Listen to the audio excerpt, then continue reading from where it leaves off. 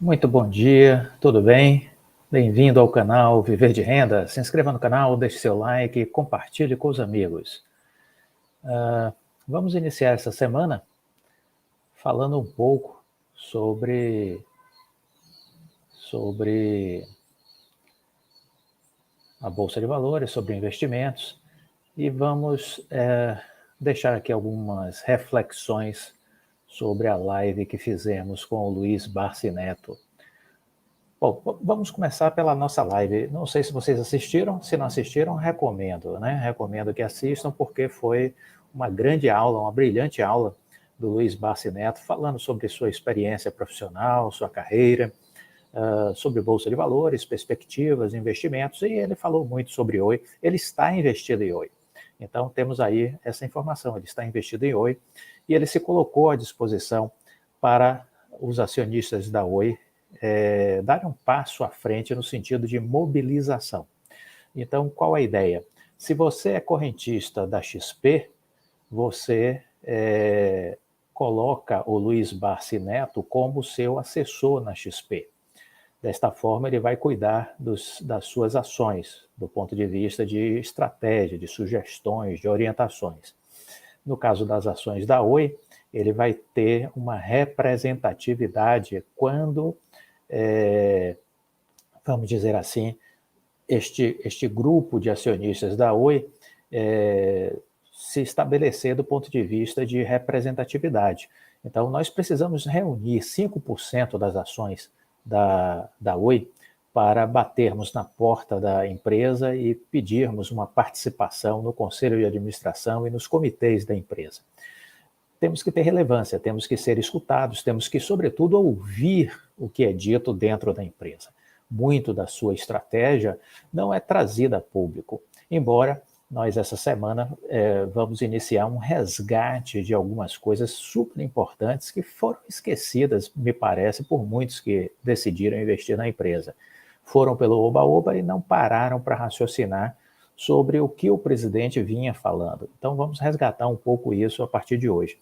De todo modo, estamos já há algum tempo falando da importância dos minoritários se organizarem, né? Os minoritários precisam se organizar. Fizemos algumas lives, vamos estar recuperando um pouco dessas nossas conversas também ao longo dessa semana.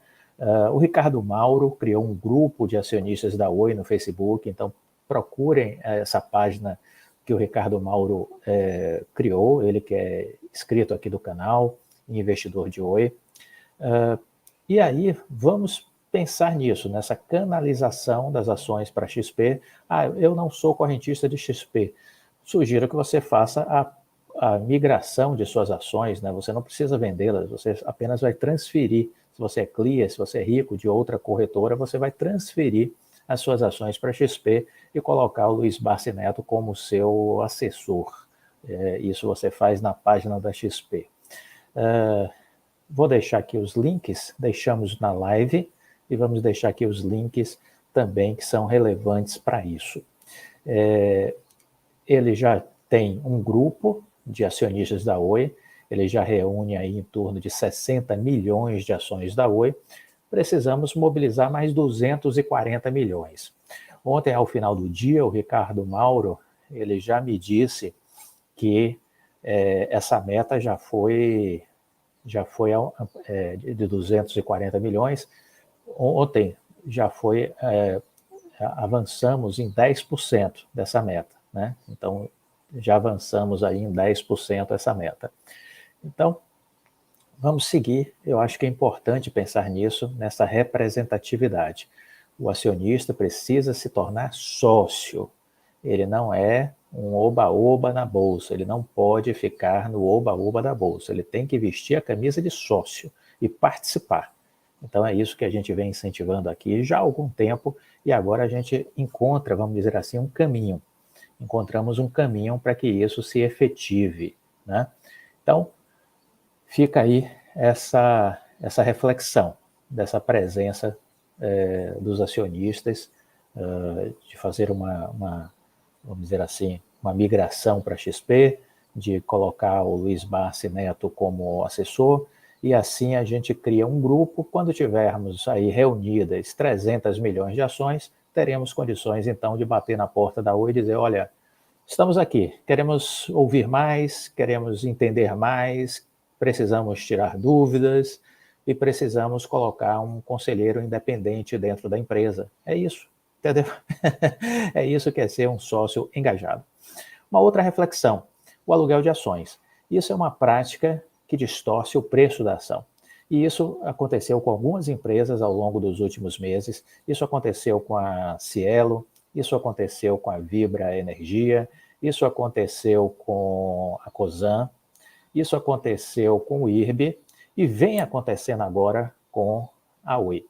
E como é que isso funciona? Isso é um grande esquema montado pelos fundos de investimentos. A palavra é essa, é um grande esquema montado pelos alguns fundos de investimentos que não são tributados nos lucros de suas operações. Então, veja, você paga 15% sobre o seu lucro na Bolsa de Valores, não é verdade? Pois bem, os fundos de investimentos não pagam, olha que coisa maravilhosa. E aí eles ainda se aproveitam da força que eles têm de compra e de venda para manipular preços de empresas que estão na bacia das almas. Essas empresas tornam-se empresas vítimas de ações especulativas, que é isso que eles são, especuladores. Mas, Clóvis, o aluguel de ações ele é permitido, sim, mas tudo exageradamente deve ser combatido, entendeu? Tudo exageradamente deve ser combatido. Então, qual é o problema do que está acontecendo com a Oi com relação aos aluguéis? Bom, é simples de entender. Esses fundos, eles combinam um movimento de aluguel de ações, e eles começam a alocar, essa alocação só faz subir, então a gente já chegou aí a mais de 780 milhões de ações alugadas em Oi. Há aí uma manobra de bastidor, há uma manobra em bancos e corretoras que muita gente, quando aderiu a bancos e corretoras para operar na Bolsa, assinou um termo de adesão e não viu que lá tinha uma cláusula que permitia muitos bancos e corretoras fazer alocação de seus papéis.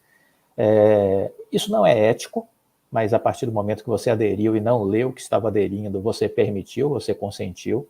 E aí, por isso que essas ações, esse aluguel de ações só faz subir. Qual o papel correto de um banco sério, de uma corretora séria? Eu vou aqui dizer para vocês qual é o papel correto das empresas sérias. As que fazem isso não são sérias. As sérias fazem o quê? Olha, faz contato por e-mail, por telefone, pelo WhatsApp, né, da empresa, faz contato e diz, olha, eu vi que você tem ações, sei lá, da Petrobras, você quer alugar as suas ações? Este é o comportamento ético padrão. Fazer contato com o acionista e perguntar se ele quer fazer a locação. Essa história de locação automática, desculpa, isso é coisa de má fé. É deste modo que eu enxergo, isso é coisa de má fé.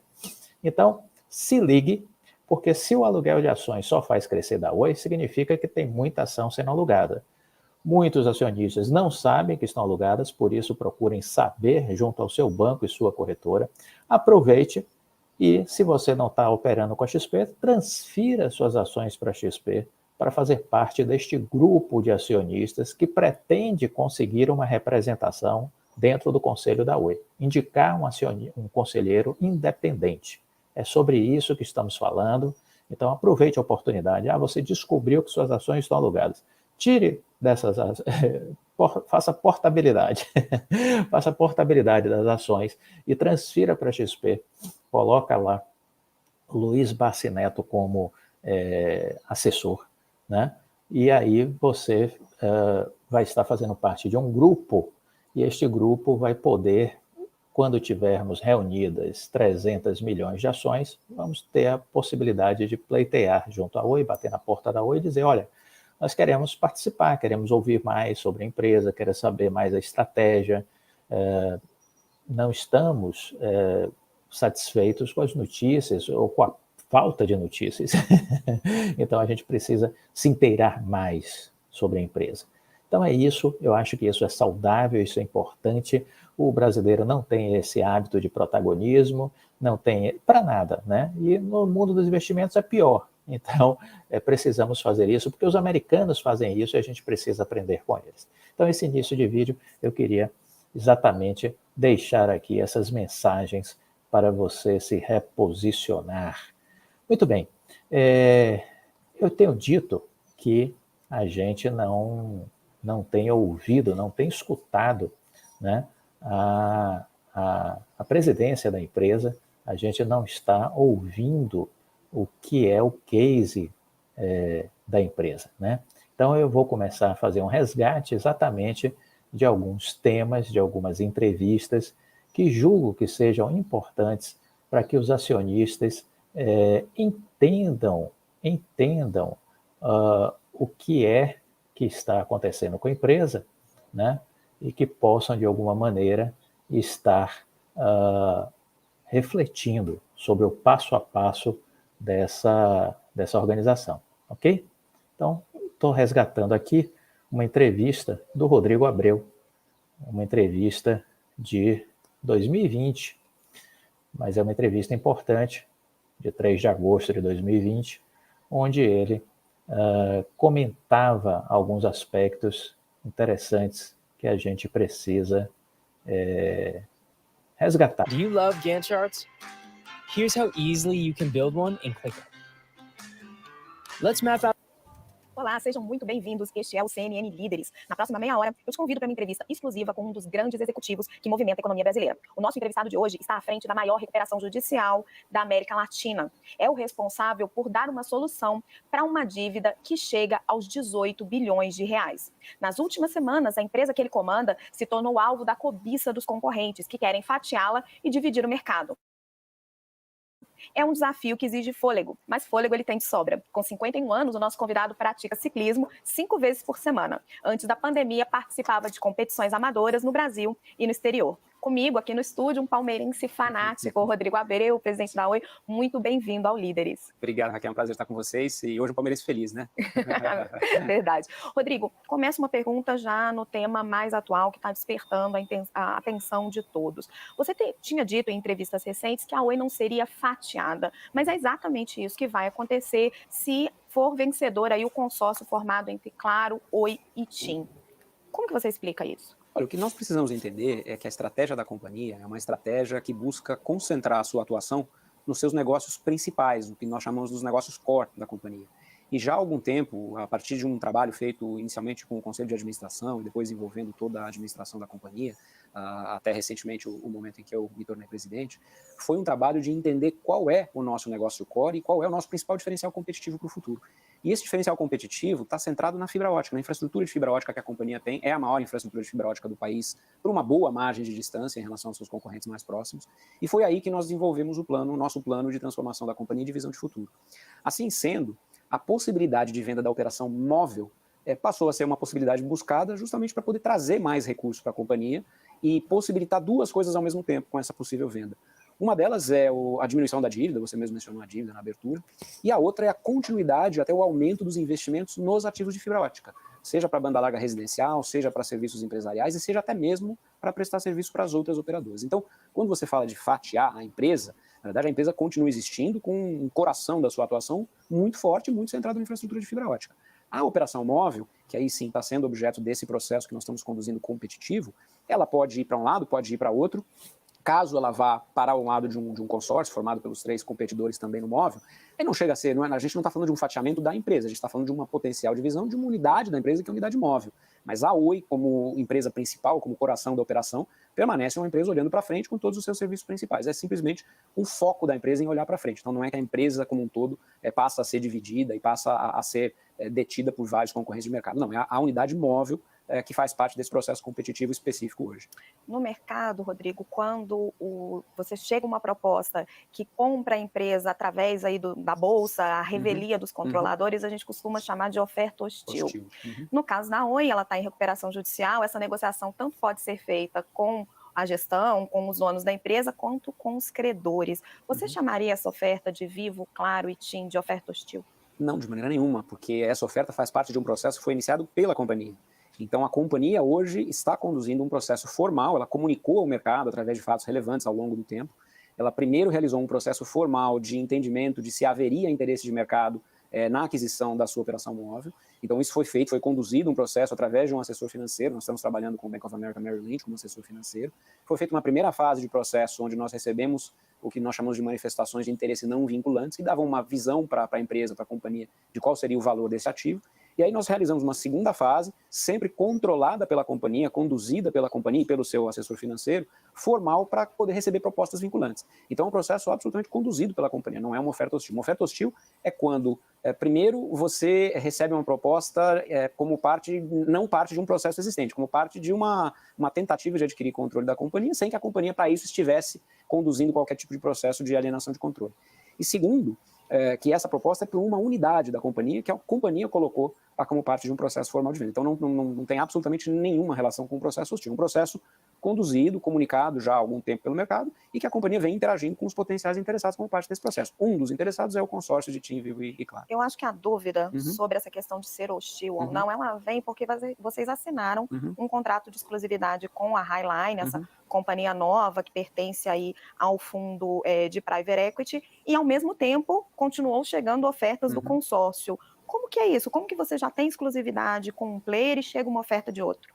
Esse é um processo comum em processos de fusões e aquisições, não significa uma oferta hostil, significa uma oferta revisada, que foi feita pelo consórcio, mesmo após a companhia declarar que tinha assinado um acordo de exclusividade. Para isso é importante nós esclarecermos e lembrarmos que um acordo de exclusividade ele não é um acordo que se compromete a fechar um negócio ou a aceitar uma proposta. Ele é simplesmente uma maneira de a companhia, para evitar ter várias discussões ao mesmo tempo, concentrar a sua negociação com um determinado proponente que apresentou uma proposta de melhor condição no momento inicial.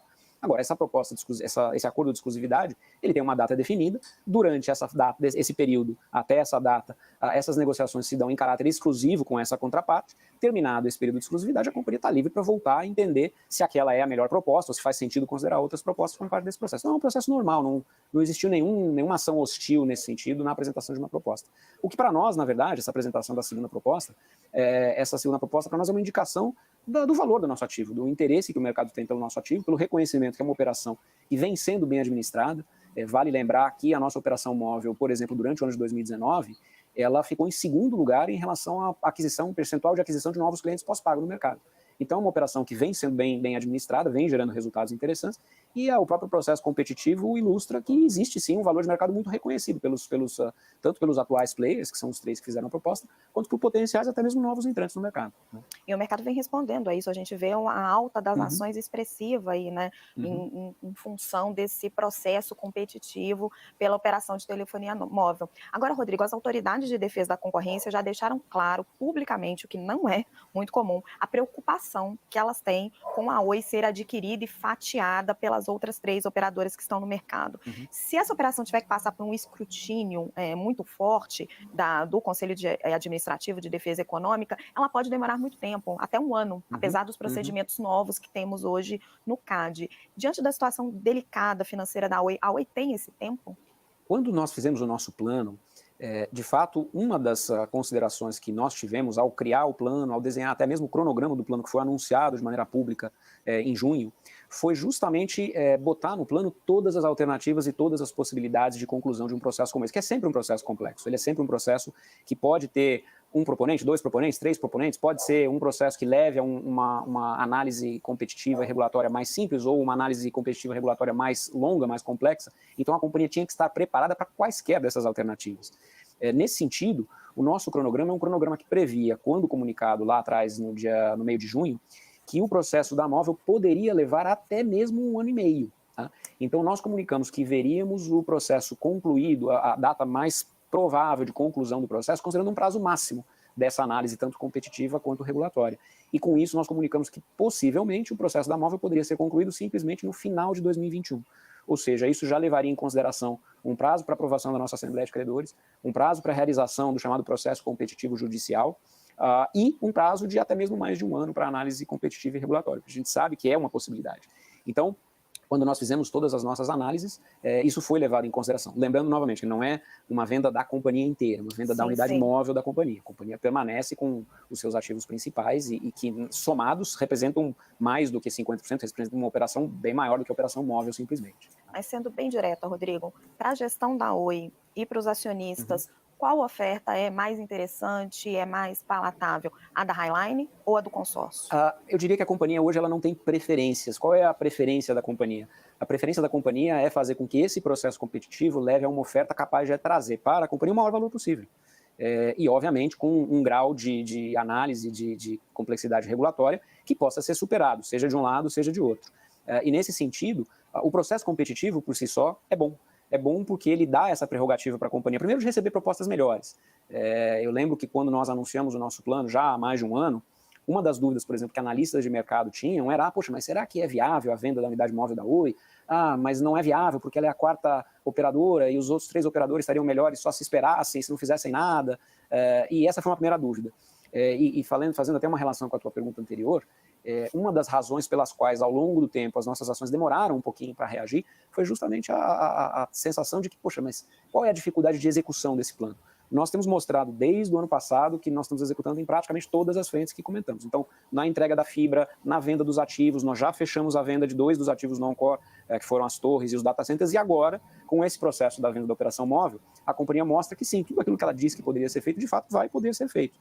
Óbvio que essa análise tem que ser feita com muito cuidado, e isso nós sabemos, e até por isso essa consideração de longo prazo. Então, o interesse da companhia é em fazer com que todos esses processos gerem a maior capacidade possível, seja para ela investir, seja para ela reduzir dívida. Então, não existe uma preferência da companhia, nem poderia existir uma preferência da companhia. E acho que vale lembrar também que, após esse primeiro processo, essa parte do processo que é privada, esse processo vira um processo competitivo judicial. Por conta da situação de recuperação judicial, precisa haver um processo competitivo de entrega de propostas e que aí sim elas cumprem um rito judicial para garantir que a maior possibilidade de obter o maior valor possível seja cumprida. Né? Então, resumindo, para quem está nos assistindo, semana que vem o que a gente espera é uma oferta para aquele que vai ter a preferência no leilão judicial que acontece até janeiro do ano que vem. É isso, né? Exatamente. O que você acabou de me dizer é que a preferência da empresa é pela melhor oferta. Exatamente. O nosso processo agora passa por algumas fases. Como eu comentei, nós ainda estamos em um período de exclusividade, que tem uma data definida para terminar até o dia 3, durante as quais nós estamos em negociação com a contraparte, com a Highline. Após essa fase, a companhia ainda vai tomar as suas decisões e entender quais das propostas recebidas acaba sendo a melhor opção para levar como proposta preferencial para um leilão judicial. E a partir daí ela faz uma modificação para uma publicação final do chamado aditamento ao plano, que é publicado como o documento que deve ser levado para voto na Assembleia Geral de Credores. A nossa expectativa é realizar essa Assembleia até o final de agosto, obviamente ainda dependendo de detalhes de data, até em função das determinações judiciais de data, e a partir da Assembleia, aí se tem o voto dos credores, uma vez aprovada a Assembleia, aí entra o rito do processo competitivo para realizar as vendas de ativos. Nós imaginamos que após essa aprovação, primeiro sejam cumpridos os 2 leilões dos processos que já estão fechados, que já estão fechados com propostas preferenciais, e já tem o chamado Stalking Horse, que são as torres e os data centers, e na sequência aí sim seria realizado esse processo da operação móvel da companhia. Rodrigo, com a oferta da Highline, começou a se falar muito em rede neutra. Consegue explicar de um jeito fácil o que é isso? Vou tentar. Na prática, é um modelo inovador, sim, para o mercado brasileiro, mas é um modelo que já existe no mundo inteiro, em várias operações, tanto para o mundo móvel quanto para o mundo fixo. Ele acabou se tornando mais comum no mundo fixo, no mundo da infraestrutura de fibra ótica, no mundo das redes de transporte, que são as grandes redes que conectam as regiões mais distantes do país e que levam o tráfego, seja o tráfego de internet, de vídeo, de voz, todo o tráfego das redes de telecomunicação. E por que a existência de uma rede neutra? Mal comparando aqui, as redes neutras são as estradas que levam e que interconectam os vários sistemas de telecomunicação do país. E para chegar na casa das pessoas ou nas empresas, aí você tem a chamada última milha, que seriam talvez as ruas de bairro. E nesse sentido, fica muito caro você construir estradas paralelas. Mas durante muito tempo foi isso que aconteceu no setor de telecomunicações. Então você tinha várias companhias competindo entre si e que, por exemplo, para realizar ligações de longa distância entre Rio de Janeiro e Brasília, ou entre São Paulo e Manaus, ou entre São Paulo e Recife, tinham rotas paralelas. Então você tem lá 2, 3, 4 avenidas de fibra ótica indo para o mesmo lugar. Essa implantação de rede é cara. E é uma implantação que quanto mais tráfego você tem em cima de uma única rede, mais eficiente é essa implantação. Então as redes neutras surgiam como uma alternativa para baratear o custo da infraestrutura básica e deixar que a competição aconteça na última milha e pelos clientes, nos serviços, no atendimento, na oferta, na precificação, na inovação de serviço. Então esse é um modelo que aconteceu já há algum tempo. Ele não é um modelo novo no mundo, ele começou talvez de maneira mais visível no Reino Unido, quando a British Telecom acabou sendo separada entre o que era a BT Openreach e a BT de varejo.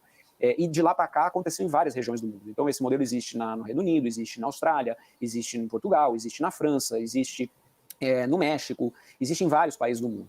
Então, ele é um modelo que funciona, porque você concentra os investimentos principais, os investimentos mais pesados, e que são de mais difícil duplicação, em uma rede que é neutra, que serve todos os operadores, e os operadores aí sim colocam as últimas milhas, colocam os acessos a cliente em cima dessa infraestrutura compartilhada. Então, esse é o conceito da rede neutra. Ela é muito comum na rede fixa, mas também já foi experimentado esse modelo nas redes móveis, em alguns países do mundo. Aqui, novamente, eu vou chamar o México tem uma rede neutra móvel.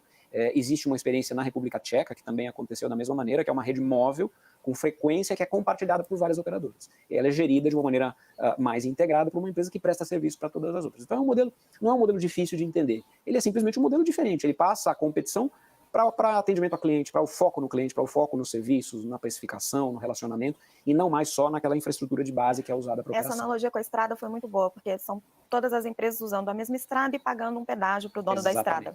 Certo? Exatamente isso. Em entrevista recente ao Jornal da CNN, o presidente do CAD, Alexandre Barreto, disse que a possível venda da Oi para o consórcio entre as outras 3 poderia trazer uma menor competição no leilão de 5G. Você concorda com essa avaliação? Não necessariamente, porque existem muitas teorias, e essas teorias são antigas, em relação ao qual seria o número ótimo de operadoras em um ambiente móvel. Óbvio que o Brasil é um país grande, é um país de dimensões continentais e que tem uma população, um público consumidor de serviços móveis bastante grande. Em um determinado ponto, o país chegou a ter mais de 200 milhões de telefones, tem 200 milhões de habitantes e mais de 200 milhões de telefones, obviamente pelo fenômeno do pré-pago, onde cada um tinha 2, 3 telefones. Nesse sentido, é viável imaginar que ele comporta um número de players, de operadores grande. No entanto, a questão da competição não é necessariamente ligada única e exclusivamente ao número de operadores. Você pode ter situações onde você tem 4 operadores com uma competição menor do que uma situação com 3 operadores. Você pode ter o contrário, você pode ter situações onde, se você tem muitos players, mas só um deles é forte, a competição acaba sendo diminuída porque você tem um player muito dominante. Então, existe sim uma visão de que é necessário uma análise detalhada e até mesmo de maneira regionalizada. Porque o Brasil é um país continental. Então, o que é a competição em um lado pode ser completamente diferente do outro lado. O que é um cenário competitivo em uma região pode ser um cenário competitivo completamente diferente em outra região do país. Então, nesse sentido, é óbvio que a análise regulatória ela sempre vai ser necessária, a análise competitiva sempre vai ser necessária, mas não dá para se afirmar de antemão que uma situação é melhor do que a outra. Isso depende do caso a caso. E acho que até por isso, e a visão do CAD é uma visão que tem que ser uma visão sempre a posteriori. Para se julgar qualquer tipo de situação, você precisa saber qual é a situação. É muito difícil, e essa doutrina da dinâmica concorrencial no país, acho que ela sempre foi praticada. O CAD ele analisa sempre o que a gente chama de ex post, é sempre após a apresentação de um fato. A análise prévia é uma análise muito superficial, ela não tem todos os elementos para poder fazer essa análise. E qual que é a sua opinião sobre a polêmica do momento envolvendo o 5G? A Huawei chinesa deve ou não deve ser autorizada a fornecer a infraestrutura para os vencedores do leilão? Olha, nós temos uma visão, e essa é uma visão compartilhada, eu acredito, por todo o setor, que, de maneira geral, restringir acesso à tecnologia nunca é bom. Nunca é bom porque você acaba fazendo com que o mercado, aí sim, do lado da tecnologia, talvez fique concentrado demais e você fique com menos opções, e menos opção significa menos competição e menos possibilidade até mesmo de aumento de investimentos. Nesse sentido, é óbvio que seria interessante contar com acesso a todas as tecnologias disponíveis para a utilização do crescimento das redes de telecomunicação brasileiras, sejam elas fixas ou móveis. Agora, em particular, em relação a essa situação, nós temos que entender que, sim, existe uma preocupação legítima com relação à segurança, não só no caso da tecnologia chinesa, mas no caso de qualquer tecnologia. Então, até por isso, a indústria de telecomunicações no Brasil ela tem sido extremamente vigilante em relação à segurança da informação. Então, existem protocolos muito estritos de políticas de segurança, de arquiteturas de segurança, de testes, de monitoramento, e que, obviamente, deveriam continuar, qualquer que fosse a escolha, aí nesse caso, geopolítica do país, por permitir ou não permitir uma determinada tecnologia em função de uma preocupação geopolítica. Para a indústria como um todo, é melhor ter mais opções, não há a menor dúvida disso. E vamos lembrar também que as redes brasileiras, de uma certa maneira, ao longo da história, elas sempre tiveram abertas a tecnologias de várias partes do mundo. O Brasil talvez seja um daqueles casos interessantes, que até pela própria dimensão e pela proximidade comercial com vários atores no mundo inteiro, é um país curioso, porque nós temos dimensão não só grande, mas uma proximidade comercial com o mercado americano, uma proximidade comercial com a comunidade europeia, uma proximidade comercial com a Ásia, e aí com os vários atores da Ásia, tanto China, quanto Coreia, quanto Japão. Então o Brasil sempre foi um país com muito potencial de competição em tecnologia, justamente por poder receber tecnologia de todos esses polos. Então hoje, nas nossas redes, já existe um componente de tecnologia bastante grande de todas as partes do mundo. Então é algo que tem que ser levado em consideração na dinâmica para o futuro, mas sempre com um cuidado, sim, bastante intenso em relação à segurança da informação, não tem a menor dúvida. Nós começamos a nossa conversa, Rodrigo, com você me contando que o futuro da Oi passa pela fibra óptica. Mas nós temos uma proposta na mesa aí de um fundo de investimento capitaneado pelo BTG, pelo Banco BTG, para adquirir essa unidade. Vocês vão ou não vão vender esse negócio? A nossa visão da fibra ótica é admitir um sócio. Então, nós estamos conduzindo um processo para a admissão de um sócio estratégico no negócio de fibra que nos permita aumentar a capacidade de investimento. Então, não significa a Oi sair do negócio de fibra ótica, significa a Oi permanecer no negócio de fibra ótica, fazendo uma rede neutra, criando uma empresa de rede neutra, justamente o que a gente estava comentando, mas admitindo para isso um sócio estratégico. E a proposta que você comenta faz parte de um processo formal de rodada de avaliação de interesse com vários potenciais sócios e investidores da companhia nessa jornada de criar uma rede neutra de infraestrutura de fibra ótica. Então, não é a Oi saindo do negócio, é a Oi admitindo um sócio e esse sócio ajudando a aumentar o investimento para criar, sim, a maior empresa de infraestrutura do país. Mas esse sócio seria majoritário, minoritário? Qual que é o desenho? Esse sócio poderia ser um sócio controlador do ponto de vista de capital de controle, mas não necessariamente do ponto de vista de capital econômico. A Oi se permite a possibilidade de manter a maioria do capital econômico na empresa. E isso por algumas razões. Uma razão, até mesmo para ressaltar o caráter de neutralidade dessa rede. Então, quando você tem um sócio controlador que não é a própria operadora, o caráter de rede neutra fica mais intensificado, fica mais evidenciado, porque aí você pode servir serviços de rede neutra para todas as operadoras, sem a preocupação de que aquilo esteja sendo influenciado, por exemplo, por uma operadora que é competidora também. Mas, ao mesmo tempo, você tem outras razões, em particular a razão de atrair um capital que, de outra maneira, não estaria subordinado a um processo que é um processo ligado à recuperação judicial, ligado a um histórico até mesmo de concessão de telefonia fixa, mas que tem o interesse em investir em fibra ótica, investir em infraestrutura de fibra ótica. Então, por isso, nós criamos uma estrutura que permite que a Oi faça o melhor dos dois mundos. Ela tenha a capacidade para investir, ela tenha a neutralidade necessária, ela tenha um foco exclusivo na criação de uma rede neutra que tem um potencial de longo prazo muito grande, que ela se beneficie também, ao mesmo tempo, de todo o resultado econômico dessa participação e dessa manutenção do negócio, inclusive com alguns dispositivos que nós colocamos no nosso plano, que proíbem a empresa de diminuir a sua participação abaixo de um determinado limite. Ou seja, a Oi continua sendo um participante muito significativo dessa empresa no futuro, até como maneira de garantir todo o plano de recuperação que vem sendo cumprido e até mesmo os ativos que no futuro são a base de manutenção de garantia para os seus credores, por exemplo. Rodrigo, nosso tempo está chegando ao fim, mas eu quero te colocar mais duas perguntinhas e aí então vou pedir para você ser sucinto. A primeira delas é sobre a reforma tributária. O governo está falando aí na união do PIS e da COFINS e isso vai representar um aumento expressivo para os fornecedores de serviço, entre eles telecomunicações. Te preocupa? Preocupa e preocupa o setor inteiro. Preocupa por várias razões. A primeira delas, como você já mencionou, é que se nada for feito no sentido de equilibrar diferenças setoriais, de fato o setor de telecom pode ser penalizado com um aumento significativo de carga tributária. E essa é a primeira grande preocupação. Até porque é um setor que hoje é indutor de crescimento, é indutor de desenvolvimento econômico, é indutor de desenvolvimento social e que gera riqueza para o país. Então é uma preocupação, sem dúvida absolutamente nenhuma, qualquer tipo de incremento em carga tributária, ainda mais um incremento que pode ser significativo. A segunda razão da preocupação é que hoje o setor já é um dos setores mais tributados do país, assim, por uma margem muito grande. Para você ter uma ideia, hoje o nosso setor tem uma carga tributária que é equivalente a aproximadamente 40% de todas as receitas do setor, 40%. Essa é a mesma carga tributária, por exemplo, de setores como tabaco, como bebida alcoólica, como bens de luxo, sendo que o nosso setor é um setor essencial, é um setor de indução de desenvolvimento econômico, deveria ser um setor ao contrário, beneficiado pela carga tributária para induzir o consumo do seu serviço, que é um consumo altamente benéfico para o desenvolvimento da economia. Então, essa situação combinada de uma carga tributária já muito elevada, com um aumento adicional, ela é extremamente danosa para o setor, mas eu diria muito além do setor, ela é danosa para a economia, porque ela vai fazer com que o indutor de desenvolvimento tenha mais dificuldade de consumo e de expansão. Então é sim uma preocupação bastante grande, nós estamos buscando essa interlocução para mostrar isso e buscar um reequilíbrio, no mínimo, setorial. E para a gente fechar a nossa conversa, Rodrigo, a Oi, quando ela surgiu, ela era uma grande esperança nacional, era uma campeã nacional, era a Supertele brasileira. Com o leilão no ano que vem dos ativos da empresa, é um fim melancólico para a Supertele ou é um recomeço? Eu diria que é uma transformação gigantesca e a empresa encontrando a sua vocação que sempre existiu de ser a maior provedora brasileira de infraestrutura. Sem infraestrutura básica, o setor de telecomunicações do Brasil tem muitas limitações, seja para a banda larga residencial, seja para os serviços empresariais, seja para o próprio 5G, que vem aí, como você mencionou. Então, a Oi está encontrando a sua vocação de ser a maior provedora brasileira de infraestrutura. E isso está longe de ser um fim melancólico, muito pelo contrário. Isso significa pegar uma empresa que teve, sim, um papel muito relevante no início da privatização, se tornou a maior empresa brasileira de telecomunicações fixas em um determinado momento, e lembrando, criou a sua unidade móvel absolutamente do zero, ela não adquiriu nenhuma operação, ela começou a sua operação do zero, e voltar a trazer essa empresa que passou por um período tão complexo do ponto de vista financeiro, que a levou a uma recuperação judicial, trazer essa empresa dessa situação de praticamente uma empresa inviável para uma empresa que vai ajudar o futuro do país ao longo dos próximos 15, 20 anos, de maneira sustentável, com um tamanho bastante razoável, ainda uma empresa de grande porte, e sendo muito bem sucedida no plano ao qual se propôs. Então, ao contrário, é sim ter uma visão agora de uma empresa, uma governança nova, sem acionista controlador, com um conselho independente e genuinamente ajudando o país a se transformar.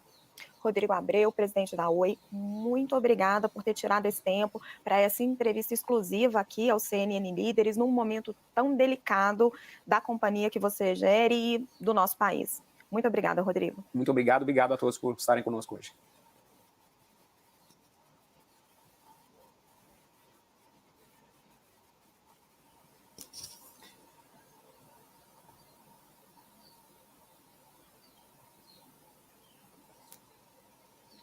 Muito bem.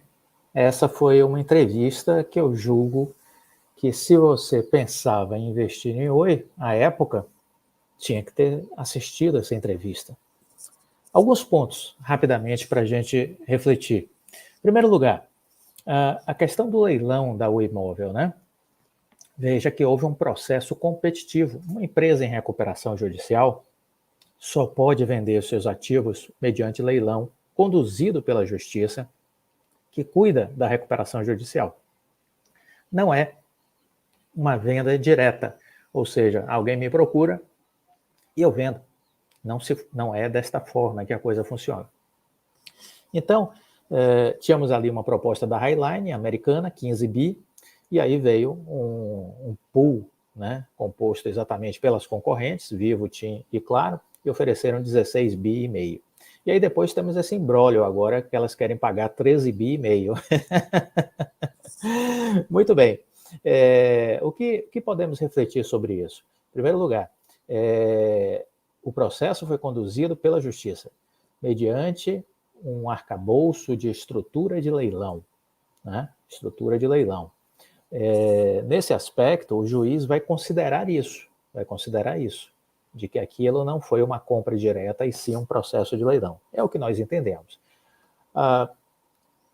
As empresas queriam pagar 13 bi e meio, tinham ainda 1 bi e meio a pagar, esse 1 bi e meio foi depositado por decisão judicial na conta da recuperação judicial, e elas estão conversando para ver se chegam a um acordo. Não chegando, deverá ser feita uma análise independente para definir o valor dos ativos. Este estudo do valor dos ativos deve seguir para a mesa do juiz Fernando Viana. De posse disso, ele vai tomar a decisão dele. Ele vai considerar certamente esse estudo, mas vai se lembrar que aquilo foi um processo de leilão. Então, naquela época, o grupo formado por Vivo, TIM e Claro tentavam tirar a Highline do circuito, tentavam tirar a oferta da Highline do processo e ofereceram 1 bi e meio a mais exatamente para fazer isso. O juiz não vai esquecer disso. Muito bem. Uma outra coisa importante é que nessa entrevista ficou claro que a empresa ela se planeja, ela se organiza, ela trabalha com cenários, né?